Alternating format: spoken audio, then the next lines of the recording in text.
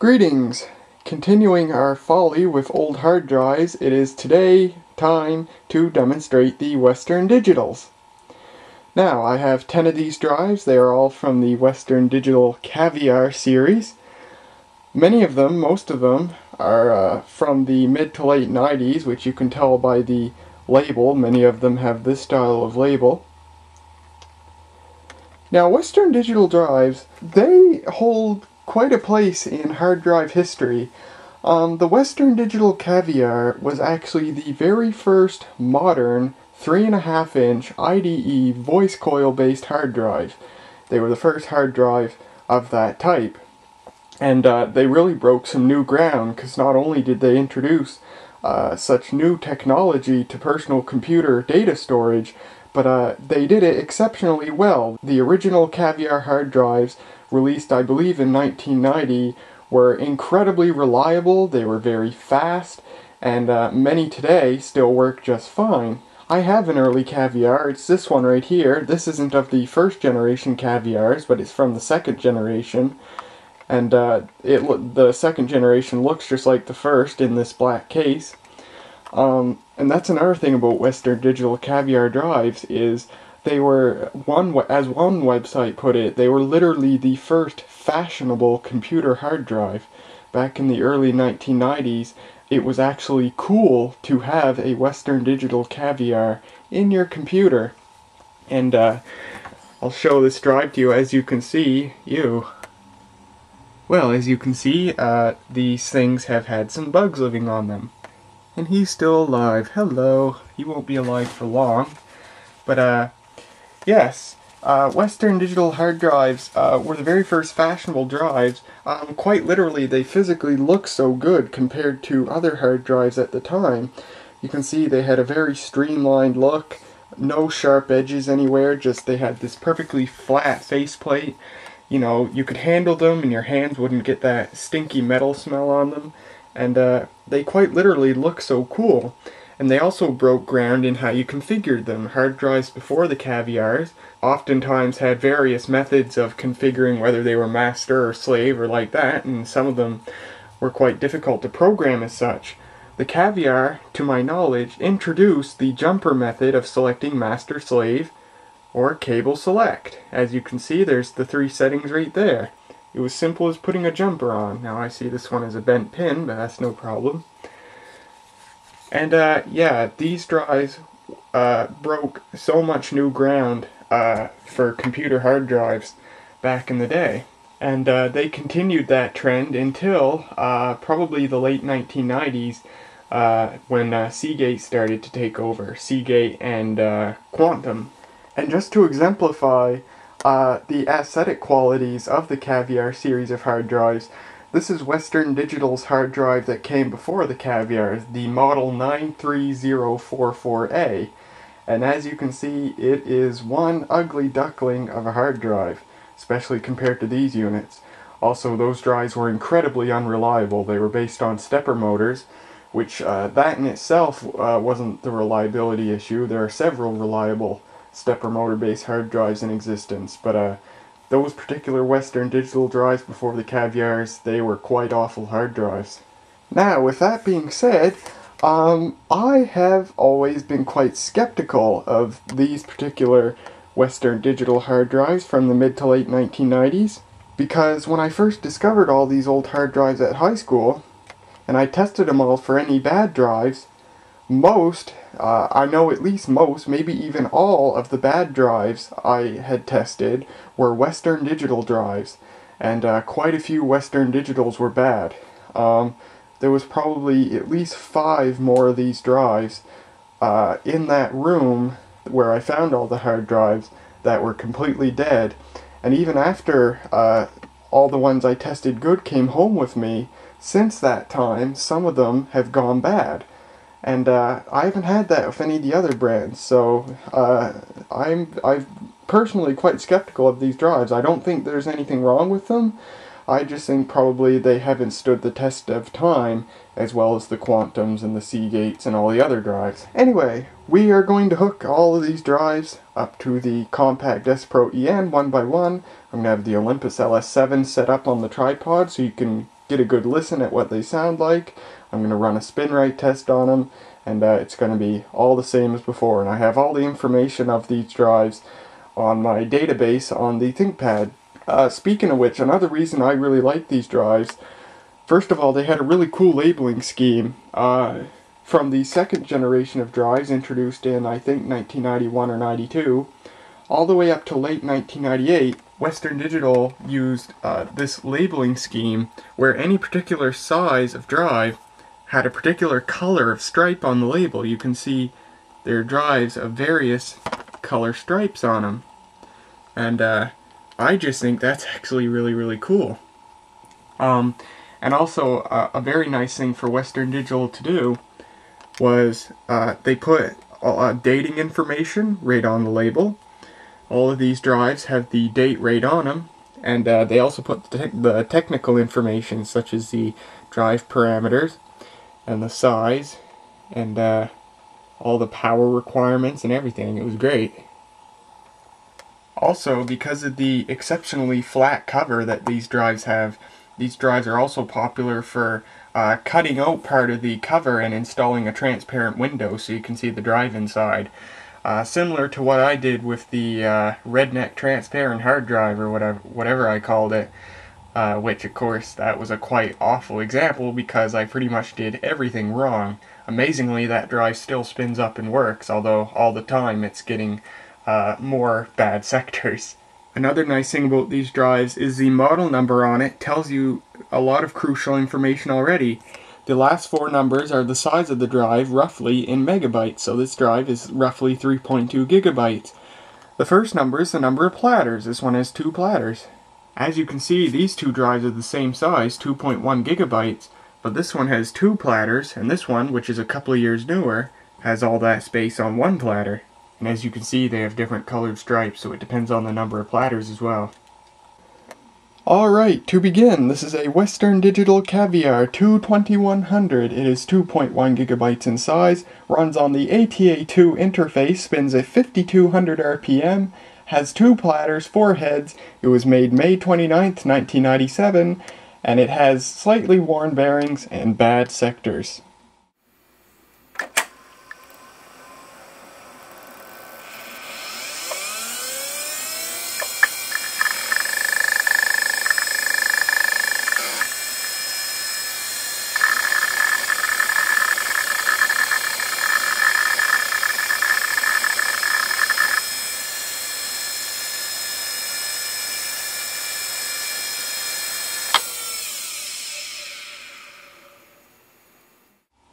Next, this is another Western Digital Caviar 22100. It's 2.1 gigabytes in size, runs on the ATA2 interface, spins at 5200 RPM, has 2 platters, 4 heads, was made November 9th, 1996, and is perfectly healthy with good bearings.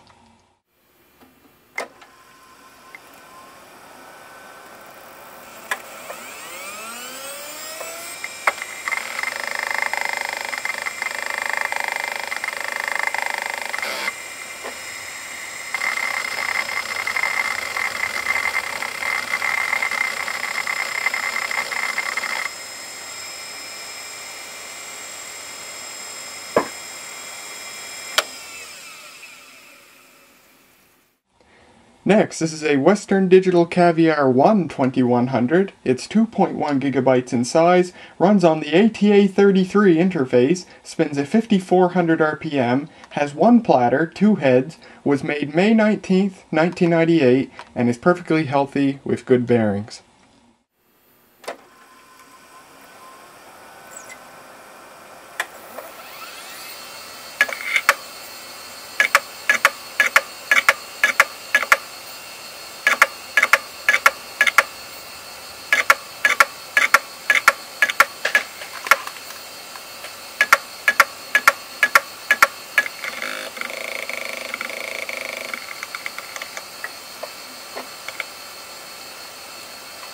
Wow, that sounded really horrible.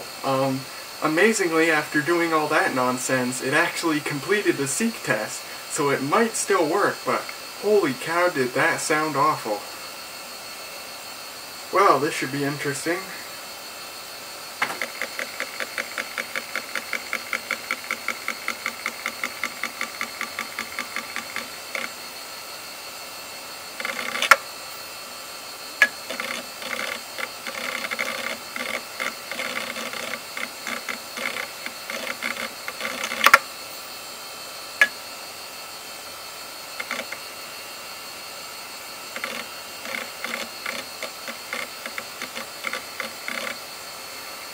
Well, by the looks of things, it's going to take forever to finish the performance test, but there's the specifications so far. You can see the sustained transfer rate is a mere 16, I think that's kilobytes, 16 kilobytes per second.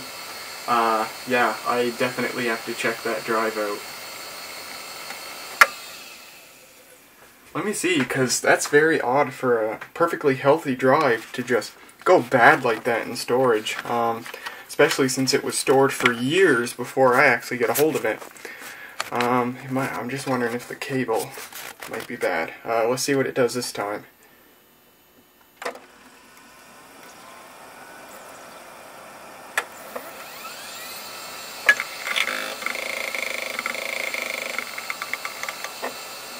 Oh, it sounded better that time. That's a drive that's definitely going on the maintenance testing once I'm finished this video. Next, this is a Western Digital Caviar 1200. It is 1.2 gigabytes in size, runs on the ATA2 interface, spins at 5200 RPM, has 2 platters, 4 heads, was made January 15th, 1997, and is perfectly healthy with good bearings.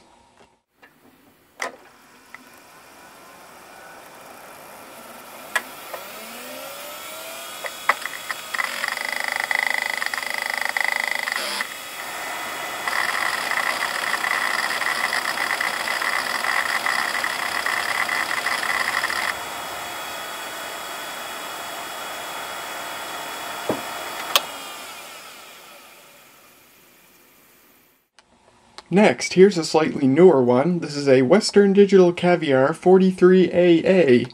It is 4.3 gigabytes in size, runs on the ATA66 interface, was made December 10th, 1999, and is perfectly healthy with good bearings.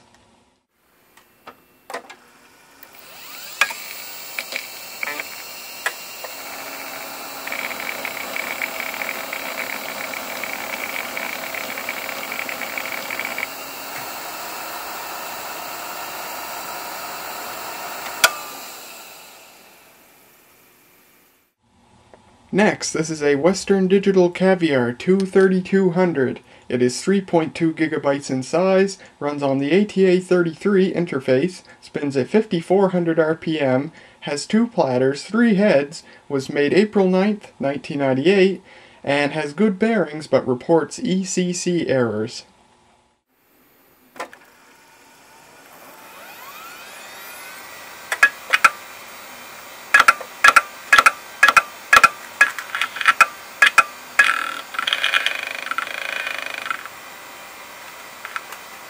Oh, we got another clunker, I see.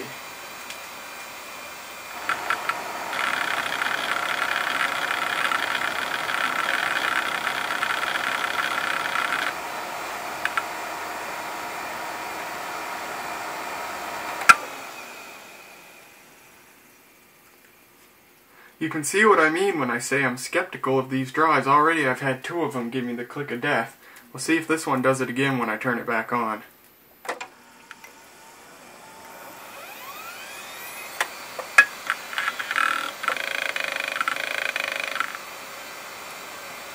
No, not that time.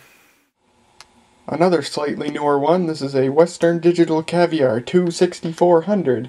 It is 6.4 gigabytes in size, runs on the ATA66 interface, spins at 5400 RPM, has 2 platters, 4 heads, was made October 16th, 1998, and is in good health with slightly worn bearings.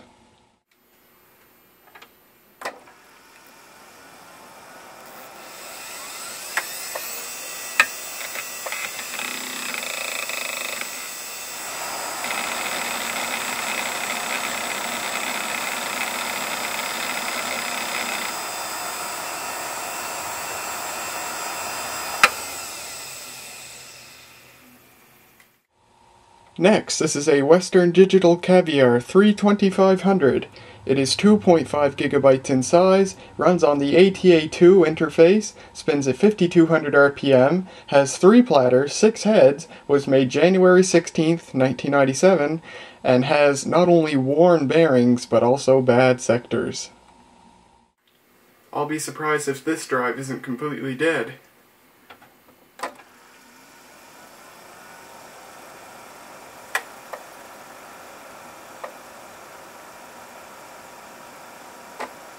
My god, it is completely dead. Oh my god. Wow. Boy, that's a first. A drive that won't even spin up. Oh, never mind, I didn't plug in the power cable. Whoops. Sorry, let's try that again.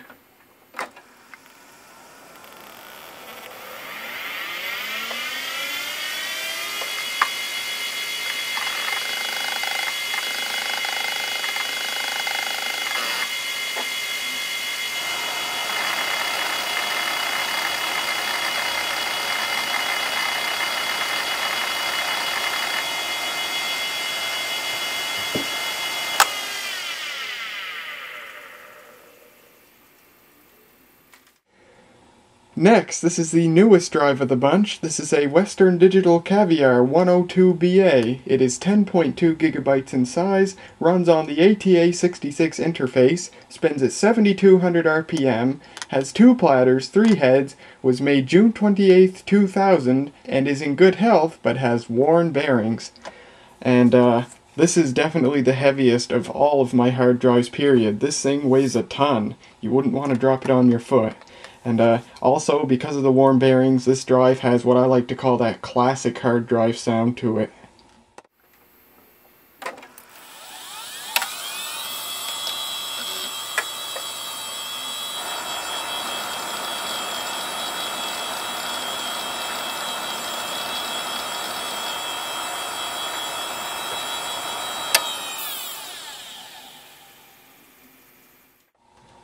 Last but certainly not least, this is the oldest hard drive of the bunch. This is a Western Digital Caviar 1210. It is 210 megabytes in size, runs on the ATA2 interface, spins at 3300 RPM, has 1 platter, 2 heads, was made February 24th, 1994, and is perfectly healthy with good bearings. This is another one of those drives that I'm really glad to have in the bunch. This is actually the second oldest drive in the entire collection, behind the Quantum Pro Drive ELS. And yeah, this is a really nice drive. Brandon originally took this drive. This was before I decided to take all those old hard drives from school. I had decided just to leave them there, but Brandon spotted this one and he thought it was cool and he took it. And later I asked him, I was like, hey, you still have that Western Digital hard drive? And he knew he did, but he couldn't find it. But later he found it, and he had no problem letting me have it, because he had no use for it. He did take an IBM Desk Star, a 12 gigabyte IBM Desk Star. I wonder if he still has that.